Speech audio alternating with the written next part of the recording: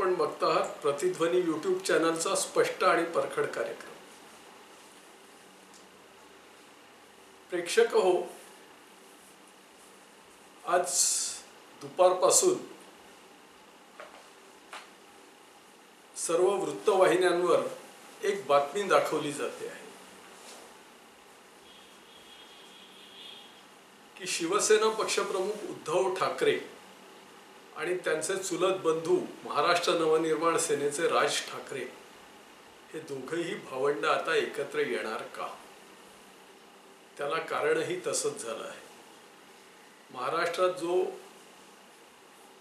पहिलीपासून हिंदी शिकवण्यावरून जो वाद निर्माण झाला आहे, त्या वादावर दोघाही भावांनी एकसारखी भूमिका घेतलेली आहे आणि ती भूमिका घेत असताना आज एका खाजगी यूट्यूब चॅनलला मुलाखत देताना राज ठाकरे यांनी महाराष्ट्राच्या विकासाच्या मुद्द्यावर आपापसातली भांडणं विसरून आम्ही एकत्र यायला तयार आहोत, मी टाळी द्यायला तयार आहे, समोरच्यानीही मला हात दिला पाहिजे, अशा प्रकारची भावना व्यक्त केलेली आहे। त्याच्यावर लगेच एका जाहीर कार्यक्रमात बोलताना उद्धव ठाकरेंनी सुद्धा म्हटलं आहे की हो, महाराष्ट्राच्या हितासाठी आम्ही आपापसातली भांडणं विसरून एकत्र यायला तयार आहोत। मात्र ही प्रतिटाळी देताना उद्धव ठाकरेंनी काही अटी सुद्धा टाकल्या आहेत।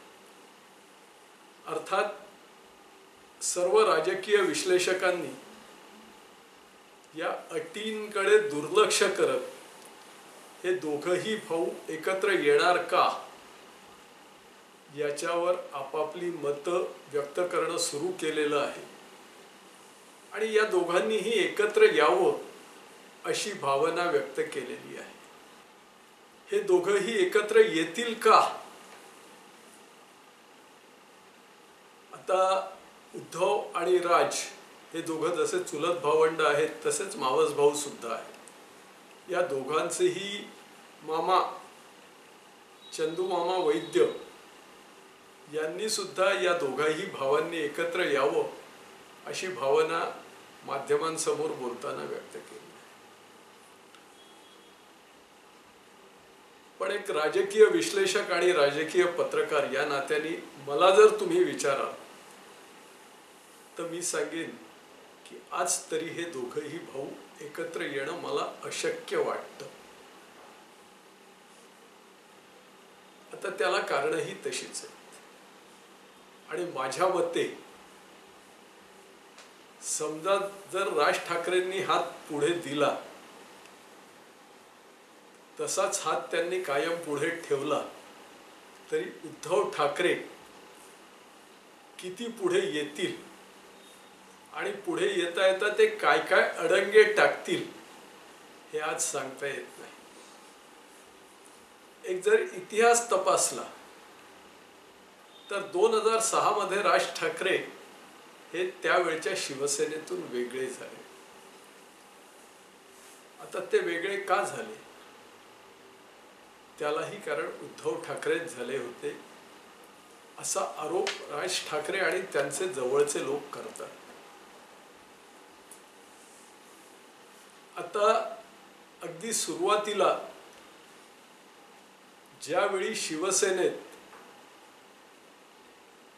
संघटनात्मक बांधणी आणि संघटनात्मक स्वरूप द्यायचं असे निवडणूक आयोगाने आदेश दिले आणि त्यांची जी पहिली बैठक मला वाटते काहीतरी 2000 किंवा 2001 मध्ये झाली, त्या बैठकीत राज ठाकरेंनी उद्धव ठाकरेंच्या नावाला म्हणजे उद्धव ठाकरे यांना पक्षप्रमुख किंवा कार्याध्यक्ष केलं जावं असा प्रस्ताव राज ठाकरेंनी मांडला होता आणि तो सगळ्यांनी एकमुखाने उचलून धरला होता। मात्र नंतर उद्धव ठाकरेंच्या कार्यशैलीमुळे एक एक जण शिवसेनेतून दूर जायला लागला सगळ्यात पहिले नारायण राणे दूर झाले, मग राज ठाकरे बाहेर निघाले. राज ठाकरेंनी सरळ सांगितलं की बाळासाहेब माझे दैवत आहे, बाळासाहेब माझा विठ्ठल आहे, पण या विठ्ठलाला बडव्यांनी घेरलेलं आहे. त्यांचा सगळा राग हा उद्धव ठाकरेंवर होता. तरीही अनेकांनी हे दोघं भाऊ एकत्र यावे म्हणून प्रयत्न केले. मला आठवते साधारणतः 2009 किंवा 10 मध्ये त्यावेळी शिवसेनेचे एक ज्येष्ठ नेते मनोहर जोशी हे राज्यसभा सदस्य होते. दिल्लीला मनोहर पंतांच्या घरी मी बसलो असताना माझ्या आणि पंतांच्या गप्पा सुरू होत्या.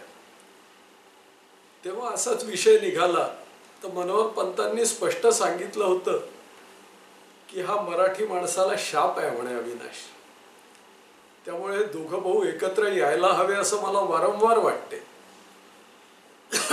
पण हे दोघं कधी येतील आणि येतील का याबाबत माझ्याही मनात शंका आहे. जी शंका त्यावेळी मनोहर पंतांनी जोशी सरांनी व्यक्त केली होती, आज माझ्याही मनात ती शंका आहे. आणि मला आठवते मनोहर जोशींच्या 1A या पुस्तकातही त्यांनी हीच शंका व्यक्त केली आहे. मुद्रित स्वरूपात ती नोंदल्या गेलेली आहे. एकूणच उद्धव ठाकरेंच्या कार्यशैलीमुळे जे बरेच लोक दुरावले त्यातून राज ठाकरे हे सुरुवातीच्या फळीतले नेते होते. मग त्यांनी महाराष्ट्र नवनिर्माण सेना उभी केली. सुरुवातीला तिला चांगला प्रतिसाद मिळाला. महाराष्ट्र विधानसभेत त्यांचे काहीतरी 12 की 14 आमदार होते. मुंबई महापालिकेतही त्यांची चांगली संख्या होती. त्यानंतर नाशिक महापालिका तर पूर्णतः त्यांच्या हातात आली होती. पण नंतर हळूहळू त्यांचा जोर ओसरला आणि आज तर महाराष्ट्राच्या विधानसभेत त्यांच्याकडे एकही जागा नाही. त्यामुळे प्रादेशिक पक्ष म्हणून त्यांची असलेली मान्यताही धोक्यात आलेली आहे. उद्धव ठाकरेंची काही परिस्थिती फार वेगळी नाहीये. एका काळात महाराष्ट्राच्या विधानसभेत त्यांच्या 88 जागा असायच्या. मुख्यमंत्री कोण हे बाळासाहेब ठरवायचे. पण आज त्यांना जेमतेम 20 जागांवर समाधान मानावं लागतं आहे.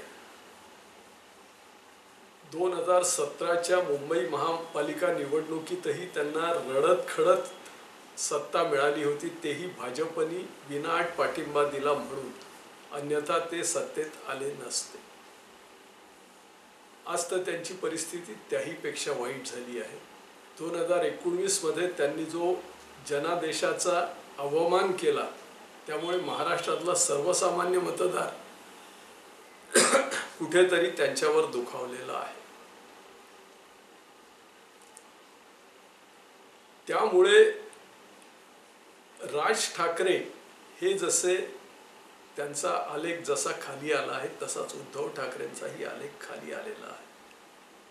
त्यामुळे दोघाही भावांना मनातून कुठेतरी वाटतं, पण त्यांच्या कार्यकर्त्यांना तसं वाटेल का? आजच मनसेच्या संदीप देशपांडेंचा जो प्रतिसाद होता,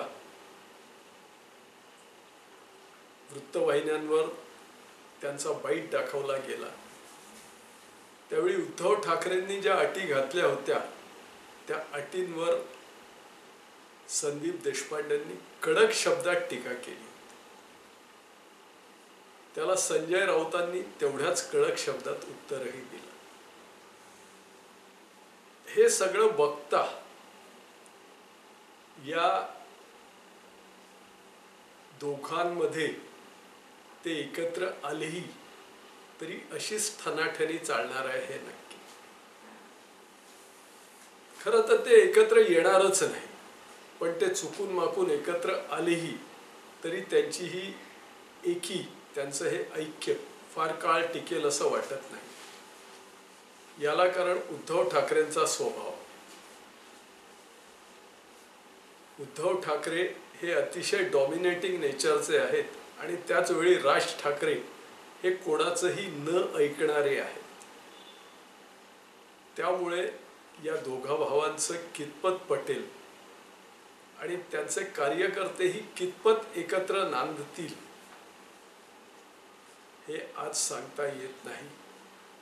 त्यामुळे जे चित्र आज सगळ्या वृत्तवाहिन्या दाखवत आहेत की हे दोघंही भाऊ एकत्र येणं हे महाराष्ट्राच्या हिताचं आहे, हे एकत्र आले तर महाराष्ट्राचे चित्र बदलू शकेल, मला असं वाटत नाही. आणि तरीही असं झालं तर त्याचं स्वागतच आहे. त्यासाठी आपल्या सर्वांच्या वतीने माझ्या या दोन्ही भावांना शुभेच्छा आहेत. प्रेक्षक हो, आपल्याला हा व्हिडिओ कसा वाटला ते अवश्य कळवा. आपल्याला आवडला असल्यास आपण लाईक करा, इतरांना शेअर करा, त्यांनाही आवडला असल्यास लाईक करायला सांगा. आपण प्रतिध्वनी यूट्यूब चॅनल सबस्क्राईब केलं असेल तर त्याबद्दल धन्यवाद. केलं नसेल तर जरूर सबस्क्राईब करा आणि इतरांनाही सबस्क्राईब करायला सांगा. नमस्कार.